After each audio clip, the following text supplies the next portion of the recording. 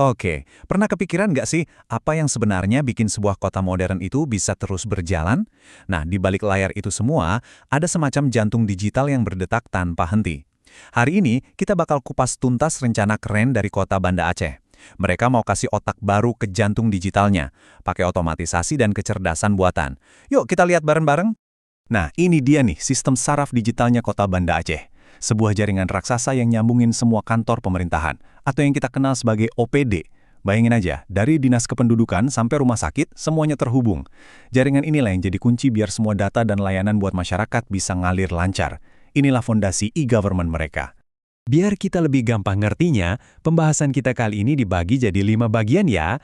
Pertama, kita pahami dulu sepenting apa sih jaringan ini. Terus, kita lihat apa aja masalahnya sekarang. Setelah itu, kita bedah solusi cerdasnya pakai AI. Lihat gimana rencana implementasinya. Dan terakhir, kita intip dampaknya buat masa depan Banda Aceh sebagai kota cerdas. Oke, kita mulai dari yang paling dasar dulu. Soalnya, buat bisa ngerti sekeren apa inovasi ini, kita harus paham dulu betapa vitalnya si nadi digital yang jadi penopang semua kegiatan pemerintah kota.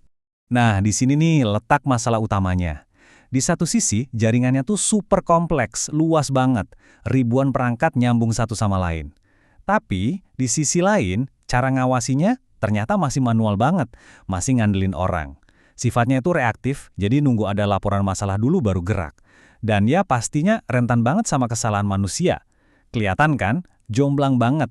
Kesenjangan tadi itu, ibaratnya, mulai bikin retakan-retakan di fondasi digital kota. Sistem yang sekarang ini udah mulai kewalahan, udah mulai ngos-ngosan buat ngikutin perkembangan digital kota yang makin pesat. Coba deh kita urai masalahnya satu-satu. Pertama, jaringannya super ribet. Gara-gara ini muncul banyak titik buta alias area yang nggak kepantau. Akibatnya apa? Tim teknis baru tahu ada masalah kalau layanan udah terganggu. Ini namanya deteksi reaktif. Ini jelas jadi beban berat buat tim yang jumlahnya terbatas. Ujung-ujungnya, karena sibuk mademin kebakaran terus, nggak ada waktu buat analisis data buat cegah masalah yang sama keulang lagi. Jadi, kayak efek domino gitu. Dan ini dia nih, poin paling pentingnya. Kalau jaringannya sampai lumpuh, yang kena imbasnya itu bukan cuma kabel atau server, tapi yang benar-benar terganggu itu pelayanan buat kita semua. Layanan KTP, ngurus izin, sampai layanan kesehatan. Semua yang berhubungan langsung sama warga. Tapi, di setiap tantangan pasti ada solusinya. Disinilah inovasi masuk.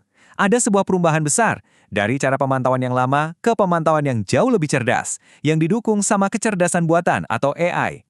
Coba kita bandingin deh, bedanya jauh banget. Dulu, reaktif, nunggu ada yang ngeluh. Sekarang, proaktif, bisa deteksi gejalanya duluan. Dulu, butuh waktu berjam-jam buat nemuin masalah. Sekarang, cuma hitungan detik. Dan yang paling penting, dulu keputusan seringkali cuma pakai asumsi. Sekarang semuanya berdasarkan data. Ini lompatan yang luar biasa. Jadi, gimana cara kerja si otak baru ini? Gampangnya gini, sistem manajemen jaringan atau NMS yang udah ada sekarang digabungin sama mesin AI. Hasilnya, lahirlah semacam kekuatan super. Ada pemantauan terpusat yang bisa lihat seluruh jaringan, ada peringatan cerdas yang otomatis ngasih tahu kalau ada apa-apa, dan ada analitik anomali yang bisa nemuin hal-hal aneh sebelum jadi masalah besar. Alur datanya juga dibuat simple, cuma 3 lapis. Pertama, sistem ngumpulin data dari semua perangkat di jaringan. Kedua, semua data itu diolah sama AI di pusat data. Nah, yang ketiga, hasilnya ditampilin di dashboard yang gampang dibaca. Data mentah diubah jadi info penting yang bikin tim teknis langsung tahu harus ngapain. Ide sebagus apapun kalau cuma jadi wacana ya percuma kan? Nah, sekarang kita lihat gimana rencana mereka buat mewujudkan visi ini. Ini bukan cuma omongan, tapi benar-benar proyek yang konkret.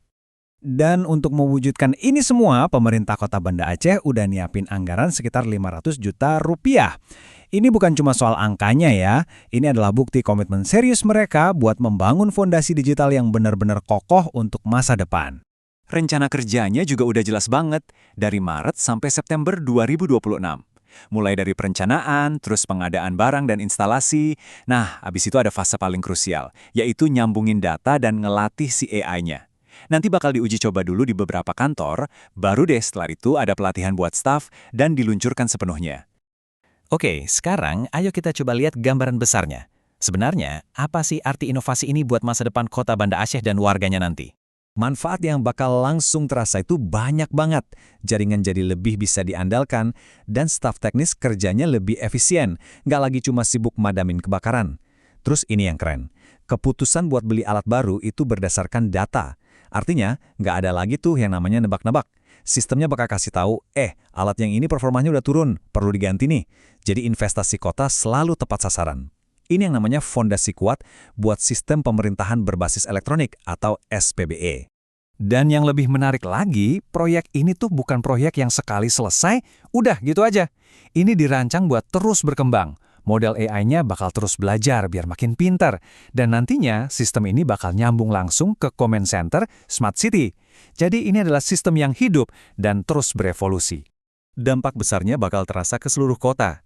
Ini bakal menciptakan infrastruktur digital yang kuat yang nggak gampang tumbang. Layanan publik jadi lebih cepat karena gangguan bisa dicegah. Dan yang paling penting, ini benar-benar meletakkan fondasi buat Banda Aceh jadi smart city yang sesungguhnya. Birokrasi pun jadi lebih modern karena pakai kecerdasan data. Kita tutup pembahasan kali ini dengan kutipan yang menarik. Proyek ini intinya adalah tentang membangun teknologi yang bekerjanya diam-diam di belakang layar. Mungkin nggak pernah kita lihat langsung, tapi dampaknya itu yang memastikan semua layanan buat kita berjalan lancar.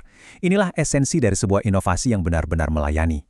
Pertanyaannya sekarang, kira-kira teknologi senyap apa lagi ya yang bisa mengubah hidup kita jadi lebih baik?